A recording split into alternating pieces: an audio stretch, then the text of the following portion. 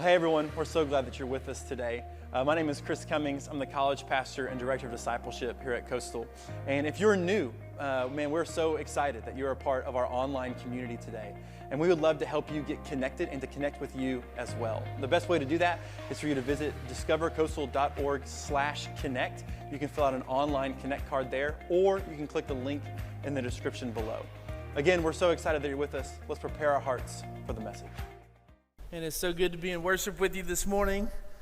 Today's got a little bit of an international flavor. My friend Andrew is here from Kenya. Andrew, if you'll stand, we want to recognize you. Y'all welcome Andrew. He's been hanging out with us all weekend. Andrew and I met back in 2007 on a mission trip, and we've been friends ever since. And he's going to share a little bit later on in the service, but we're honored to have you, Andrew. I'm so thankful for the international relationships and friendships in my life. They've really brought so much depth and perspective to my worldview. And, you know, Andrew wasn't my first international friend. I went to school at LSU, and my very first roommate was from Scotland. His name was Robin, and we had a pretty interesting beginning to our friendship. My parents moved me in, and I actually had one of those retainers that had a tooth on the front, because when I was in 5th grade, my front tooth got knocked out by a baseball. And so it was like a retainer with a little tooth. And so my parents moved me into the dorm, and that night, the very first night I was at LSU, my retainer broke. And so I was missing my front tooth. And I had not met my roommate yet, and I was incredibly self-conscious. And I thought, man, he's going to think I am some hick from Texas. And so I'm in bed. Well, Robin had gone out, I guess, to celebrate the year at some of the local bar scenes. And so about 2 a.m., he comes back into our dorm. I've never met the guy. He's completely inebriated, and he crawls over me to get to the little mini dorm to get like water out of the fridge. And the entire time I pretend to not wake up because I didn't want to meet him with my missing tooth, right? So we haven't met at this point. The next morning, you know, daylight comes in, it's 9 o'clock, 10 o'clock, whatever it was. And we just kind of wake up, and the way our beds were facing, you know, we're just kind of laying here, and my eyes open and his eyes open. We just kind of look at each other, and I was like, well, hey, man, how are you? Like, I was just super self-conscious. So we end up meeting. I say, hey, look, I don't normally look like this. I normally have a tooth there. But we ended up becoming good friends. Very different people, very different perspectives on life. And one of the things I learned about Robin and just the international students at LSU at the time were that regardless of their country of origin, international students tended to hang out with each other. And so you would have a student from Scotland and Sweden and Colombia and Russia, and they would all want to hang out with each other because they had a common experience as being international students.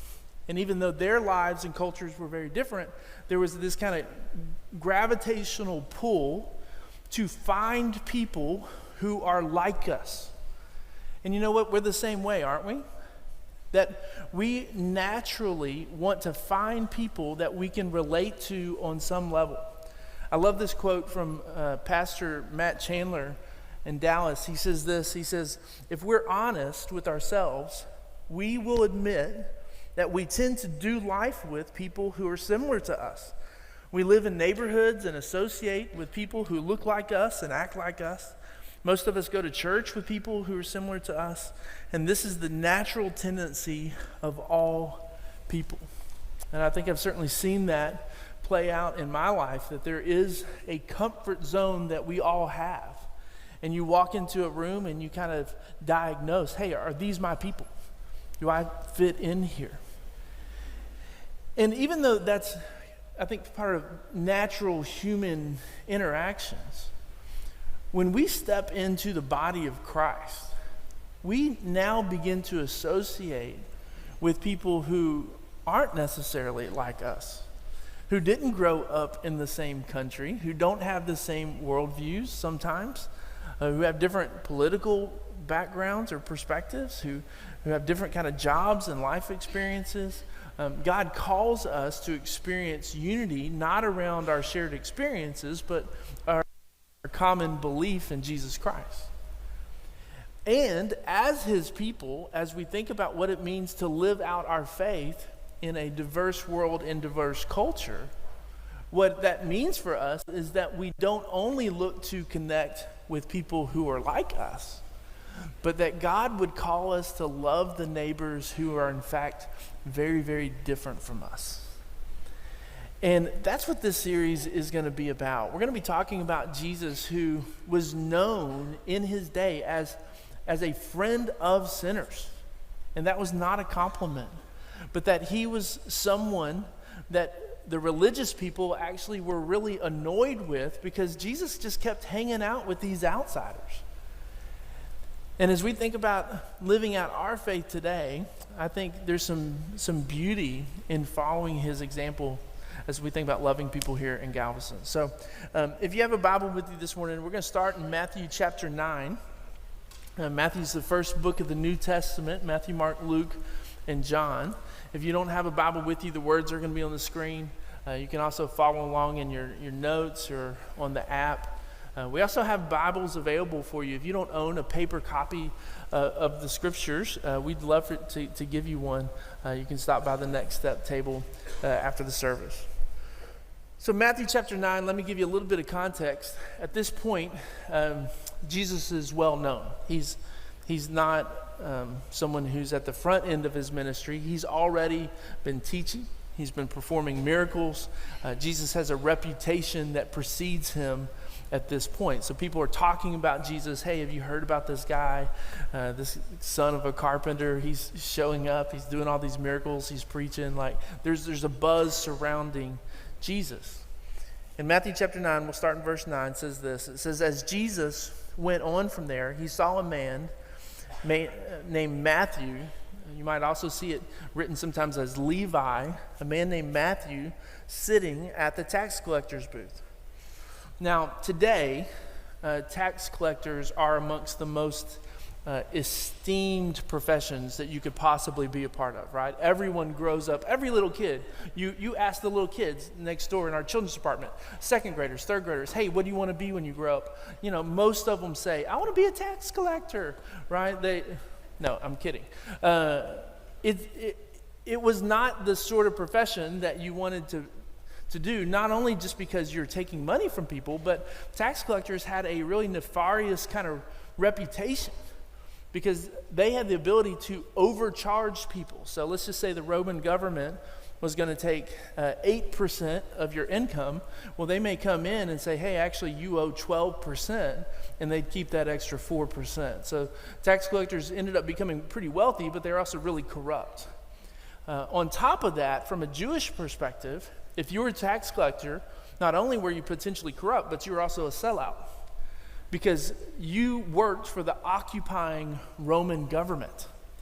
And as a God-fearing Jew, you recognize that, man, this is an illegal occupation, right? That we are God's people in his promised land. We're supposed to be self-governing. And so the fact that you worked for the Romans meant, man, you were a sellout to the Romans. So Matthew was not the kind of person who was accepted in polite society. He was not the kind of person that you would see at the synagogue worshiping on the Sabbath. He was an outsider. No one wanted to be associated with him. He didn't want to be part of his group. But Jesus approaches him, and then he says this. He simply says, follow me. Now notice Jesus is the one who issues the invitation. It's not that Matthew was seeking Jesus and looking for something. No, instead, it's Jesus who seeks us out. And that is true in our faith, that Jesus is the one who initiates. every spiritual relationship. That our hearts, by very nature, are prone to wander. Man, we are prone to rebellion. And yet God is the one who chases after us and follows us and seeks us. And so he invites Matthew, not because Matthew had somehow earned it or he was good or worthy of that invitation, but Matthew gets the invitation from Jesus. He says, follow me. And Matthew got up and followed him. Now, that's a really short verse, but when you think about it, it's actually a beautiful picture of what happens in salvation. That God calls us to follow him. He is the one who initiates that call. And then we respond in faith and what the Bible calls repentance, that we actually turn from our sins. And so the picture of Matthew being called by Jesus is the picture to say, hey, listen, not only am I going to follow you, but that means that I'm going to leave behind my previous way of life. That's a bold decision. And for Matthew, that meant giving up the privilege that he enjoyed as a tax collector, the money that he had gotten used to. But instead, he says, no, I've heard about this Jesus, and we know this just from the context. Like I said, Jesus wasn't some stranger. It's not that Jesus just kind of randomly walked up. No, by this point, Matthew would have already kind of have known about Jesus. He had maybe even heard him preach or seen him perform miracles. And so when Jesus finally issues that invitation, he says, follow me, Matthew responds and says, listen, I'm in. I'm going to follow you. I love how Ephesians chapter 4 describes this kind of process in our own lives. It says, so I tell you this and insist on it in the Lord, that you must no longer live as the Gentiles do in the futility of their thinking. That's what happens when you become a Christian. Not only do you accept Christ for who he is and what he's done, but you respond in a life that's now changed. It says those Gentiles, if you think about the people who don't know Jesus, they're darkened in their understanding and separated from the life of God because of the ignorance that's in them due to the hardening of their hearts. And having lost all sensitivity, they've given themselves over to sensuality so as to indulge in every kind of impurity, and they're full of greed. That, however, is not the way of life that you learned when you heard about Christ and were taught in him in accordance with the truth that's in Jesus. You were taught with regard to your former way of life to put off your old self, which is being corrupted by its deceitful desires, to be made new in the attitude of your minds, and to put on the new self created to be like God in true righteousness and holiness. See, I don't know everything about Matthew's story, but from everything that we can tell, Matthew had a genuine conversion. He responded to the call of Jesus to follow him, and he left behind his old way of life. But that's not the end of the story. Matthew experiences Jesus, and then he's excited about it, and he actually begins to tell his friends. Check this out. Verse 10 says, while Jesus was having dinner at Matthew's house, many of those tax collectors and quote-unquote sinners, and by the way, when the Bible's using that quotation mark sinners, it's being kind of ironic, right? It's like this is what people called them, the sinners, people on the outside. These are not the church people, the sinners. Sinners came and ate with him and his disciples. And when the Pharisees saw this, the Pharisees were the Jewish religious establishment, the elite, the people who thought that they were way better than those tax collectors. When the Pharisees saw this, they asked his disciples, this is, why does your teacher eat with tax collectors and sinners? Listen, this is not normal. Rabbis did not associate with tax collectors. They didn't associate with people whose hands were dirty. You're not supposed to hang out with those kind of people. Why is your rabbi hanging out with them? Verse 12, on hearing this, Jesus said, it is not the healthy who need a doctor, but the sick. But go and learn what this means. I desire mercy, not sacrifice. For I have not come to call the righteous, but sinners. And one of the things that I think is so interesting about this passage is that the Pharisees and their minds had decided that they were righteous. That because they kept the law, because they practiced their religion in a very open sort of way, that their good deeds somehow made them right with God. So their perspective was that, hey, listen, if you asked a Pharisee, hey, are you a righteous man? Their answer would always be yes. Because they say, this is why. I never miss a Sunday. I pray all the time. I give my money to the poor. I do all these things, and because I do all these things, God is pleased with me.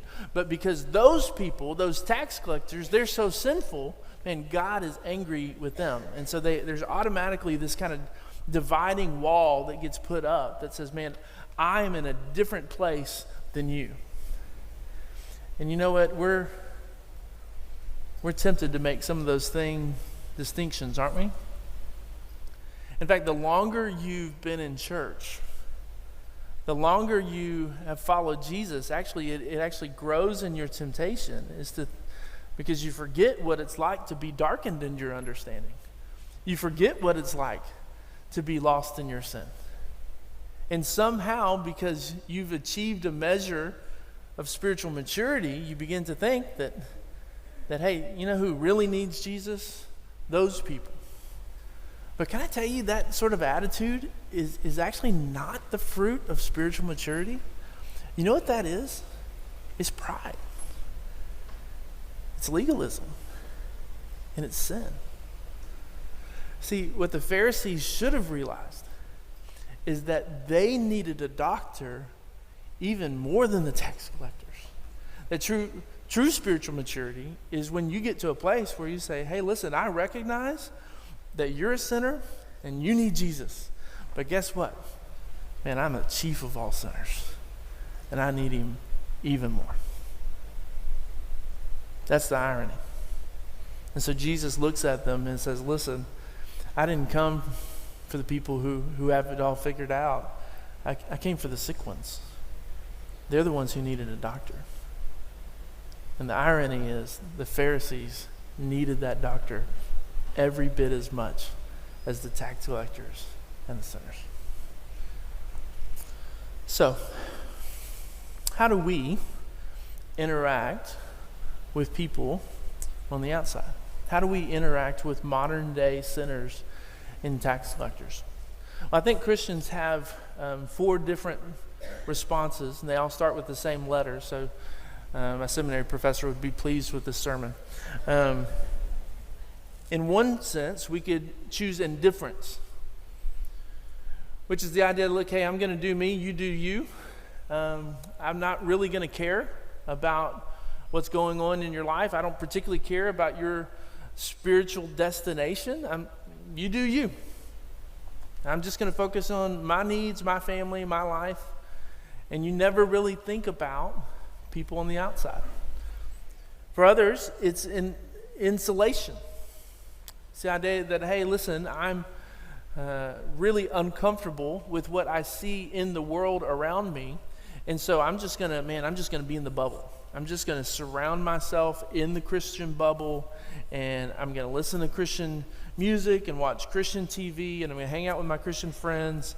And man, I'm not even going to interact with people who don't know Jesus, right? I'm just going to be in the Jesus bubble. But there's no influence in their lives. There's no ability to reach out because they don't even know people who aren't believers. Or there's indulgence. And this is the idea that, you know what, I would claim to be a Christian, but my life on a very functional level looks the exact same as non-Christians. There's nothing that separates my life. There's nothing that separates the choices that I make, the priorities that I have. I'm fully engaged in indulging in the sinful worldly culture around me. And then the last one, and I think this is where we all want to land, is influence. That we'd say, hey, listen, I recognize that I needed a doctor. His name is Jesus, and he saved me from my sins, and he is at work in me, transforming me from the inside out. And I would never have the audacity to say that somehow that I've arrived, because I'm very much still a work in progress. But I want to leverage my life for the sake of God's kingdom. I want to demonstrate and share that love that changed me. Man, I'm so excited about it. I'm so passionate about it that I want to share that love with those around me. And that's where we want to land. And that's where we want to be as children of God, that we are influential for the sake of the kingdom. And we can do that a bunch of different ways, but today I thought it'd be helpful for us to hear Andrew's perspective on how he has loved his neighbors so well. So y'all give Andrew a big hand. He's going to come share with us.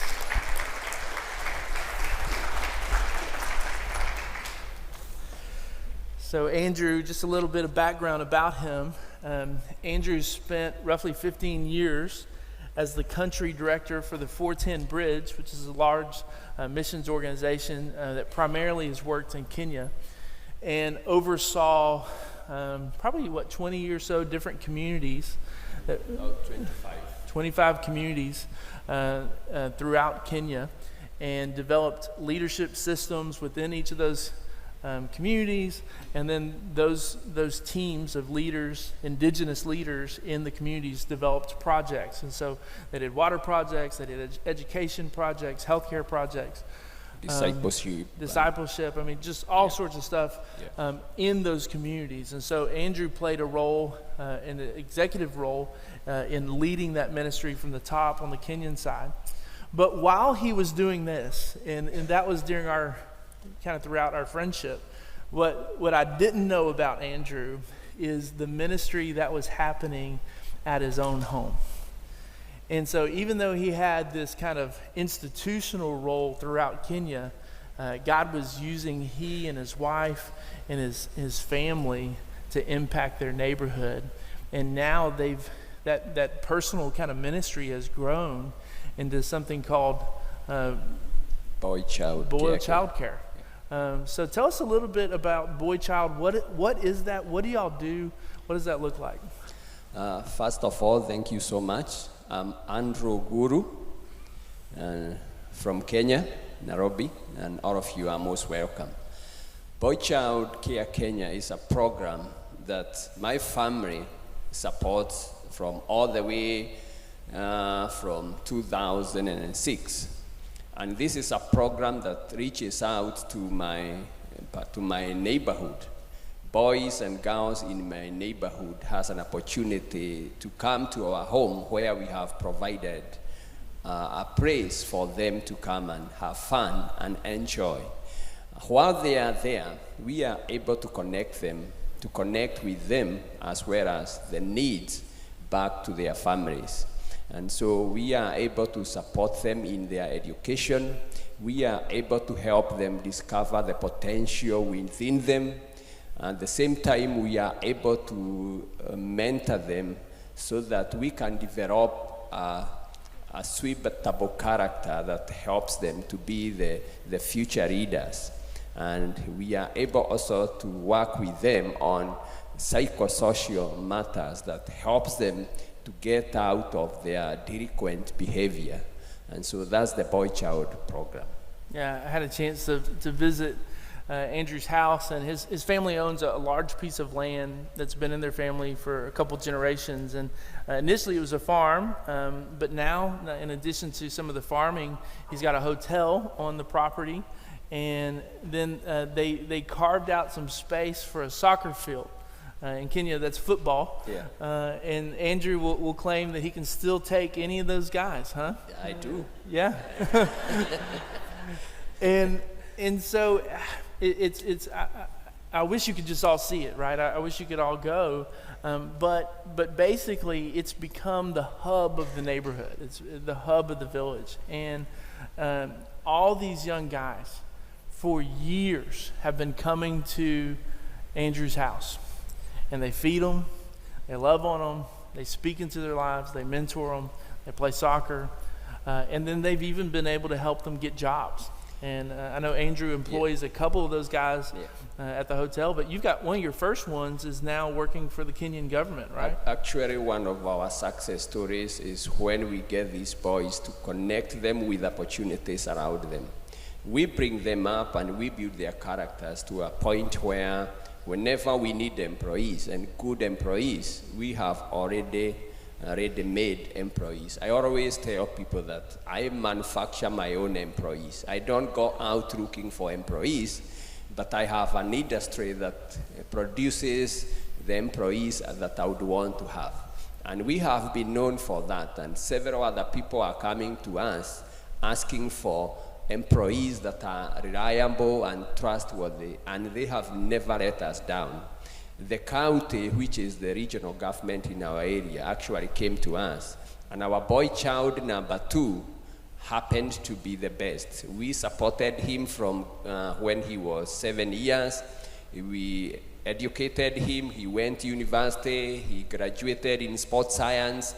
He came back. We offered him a job at our hotel as a swimming instructor and a gym instructor. And he was quickly identified, and he was invited for an interview. And as we speak today, he is the county sports officer, a very senior position in that region. So that's how we not only take care of them, but we are able to connect those boys with opportunities. Yeah, I love that, Andrew. You know, one of the things that we saw in the story today is Jesus really leaning into the tax collectors and sinners, leaning into relationally with people that maybe traditional religious people would have kept at an arm's distance. How have you seen that played out with your guys? Yeah, we have close to 100 to 150 boys that comes to our property, and I can tell you they are very noisy. Whenever they are passing down that road to come to our place, every neighbor gets to know that there are boys on the road. And sometimes they dismiss them, they complain that they are very noisy, but to us, that's what brings blessing.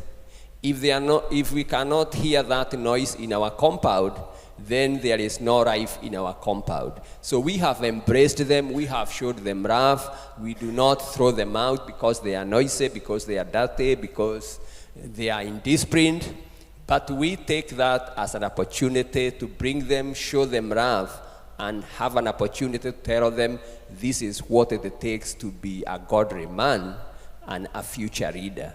And while the rest of the community don't see them as a blessing, they see them as a nuisance, we are able to take them in and see an opportunity for us to minister to these boys, and it has worked wonders in them.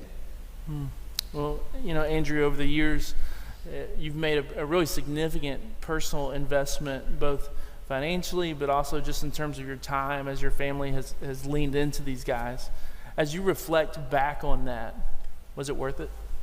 I look back at how I was brought up, and when I was growing up, I grew up in a rural village when poverty was real poverty. You could almost touch it. But the beauty of it is that what one family owned was for the benefit of the entire village. I remember growing up, if we did not have salt in my family, my father or mother would send me to the neighbor to get salt.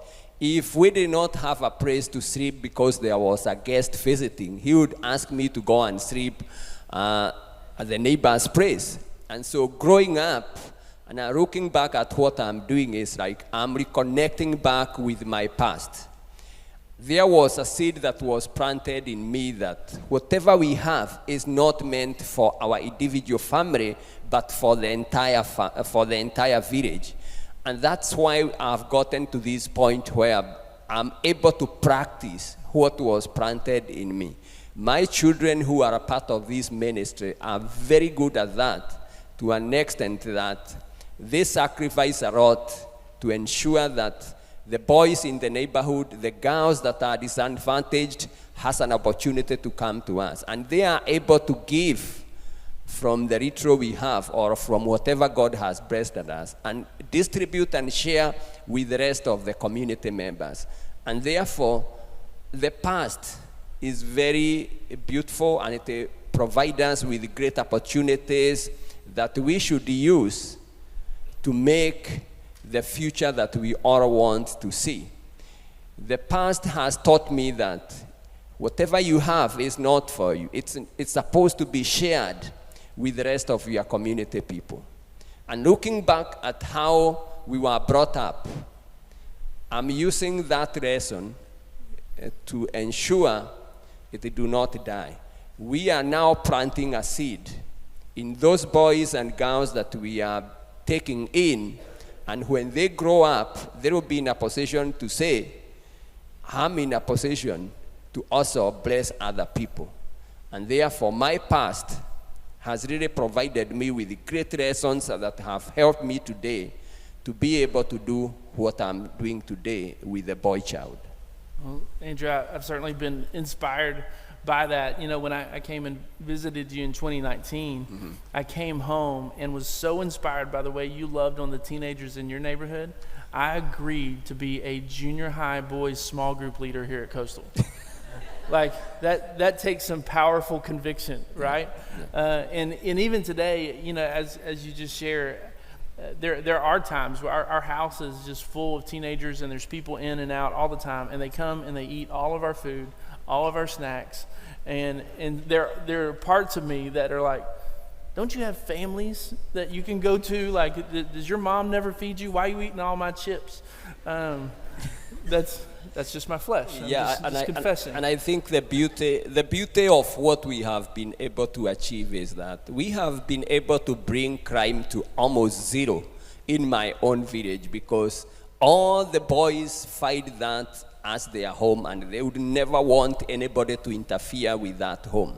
So you come to my home, and it's a big hotel, and you don't find any guard at the gate. Even if we were to sleep with the doors open, we have no worry, because the whole neighborhood, the whole community is going to take care of that.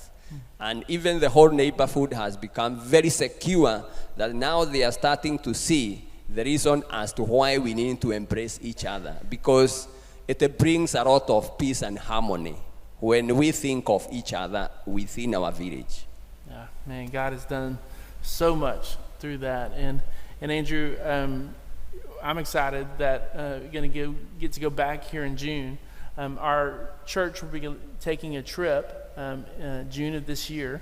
And so if you are interested in going to Kenya, Andrew is actually going to serve as our facilitator. He'll be with us the entire time. We're going to go and we're going to spend some time in Segera. One of our partners here at Coastal is the Segera Mission.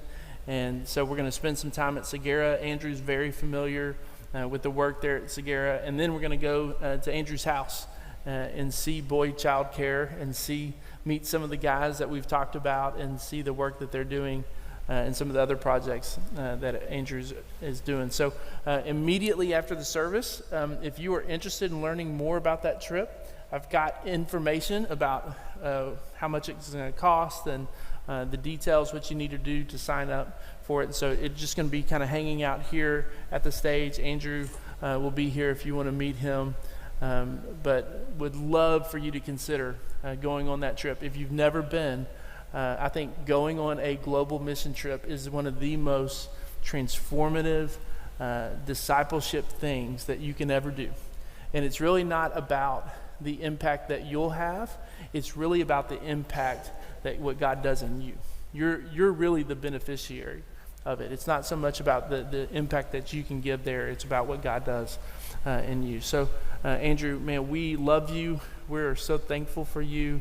And will y'all just give Andrew a big hand? Thank you so much. And I can't wait to see you on the Kenyan side. Thank you so much, and I love you all. Thank you, Andrew.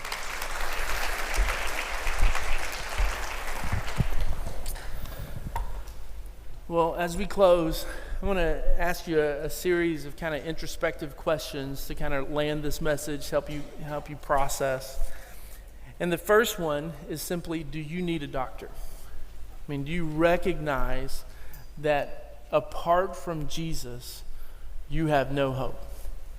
And I ask that question not just from a theological standpoint, because many of you, if you grew up in church, you heard at a young age that all have sinned and fallen short of the glory of God. Like, you know that Jesus is the way, the truth, and the life, and that no one comes to the Father except through him. Like, there's a theological understanding that, hey, I need Jesus. But is there a deeply held spiritual conviction in your life that you are desperate for him?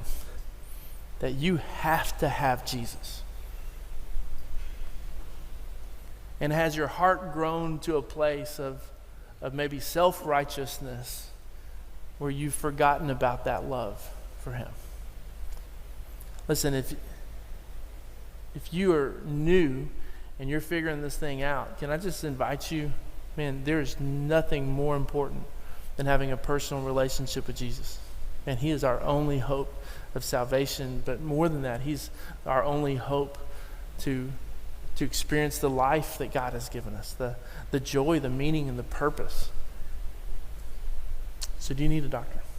Second question is, do you consider messy people potential Christ followers? Because here's our temptation, is that when we think about people who we might invite to church or develop a spiritual relationship with, it's so easy for us to first think about those who are already like us, right? Who already share our basic values. And you think, you know what? Hey, man, you would love Coastal. Come on. Come check it out. Like, it's an easy fit. And it's okay to lean into people who are like you. But don't let it stop there. Don't let it stop with the people who are like you. Expand that to everybody. When we talk about helping people know and follow Jesus, when we say helping people, man, we mean everybody. And there's not a single person on the planet that we would say doesn't need Jesus. Right? So regardless of their background, regardless of what they look like, regardless of what their life is like, man, do we see messy people as people who need Jesus? And the third one is that Jesus ate with messy people. Do you? I mean, just be honest about that. When you think about the people who you've literally shared a meal with, when's the last time you really leaned into someone whose life was a hot mess? You know, here's the difference. The Pharisees looked down on the sinners and tax collectors. Jesus ate with them. Jesus had dinner with them. Let's be like Jesus. Man, let's pay attention to the people that God puts in our path. And to say, listen, we have the best message ever. We are keepers of the gospel. We have been changed by it, and we want you to know about it. Share that love. Let's pray. Heavenly Father, I'm so thankful, God, first and foremost, just for your grace in my life. God, that I recognize that I need you desperately. And I thank you for your grace and your forgiveness. And God, I pray that grace that I've received would be extended to others. God, give me eyes to see the people around me, whether that be neighbors or people on the basketball court that my kids play against and in sports, and just people in the community that I come across, God, that when there are people in my life that you have strategically placed, that I would actually have eyes to see, and that I would love them and look for ways to serve them. Thank you for Andrew and just the way that he's done that throughout his life and career, but also just for Andrew and Kate and their family as they've done that well at home, and just for the fruit that's coming from that. God, I pray that their ministry would be blessed. I pray that there'd be generations and generations of young Kenyans who know and follow you because of how they've invested their lives. God, we love you. Thank you for your grace. Help us to be your ambassadors. Pray this in Jesus' name. Amen. Well, man, what an awesome message. Thank you so much for tuning in with us this week. And just so that you know, we cannot do what we do without the generosity and the support of our church. And so if you're interested in giving to Coastal, you can do that a number of ways. You can visit our app and sign up with online giving through there. You can also visit our website, discovercoastal.org. You can also mail in donations and gifts as well by using the physical address that you see below. Also, be sure to follow us on social media to stay connected throughout the week. And we're so glad that you're here with us. We'll see you next week.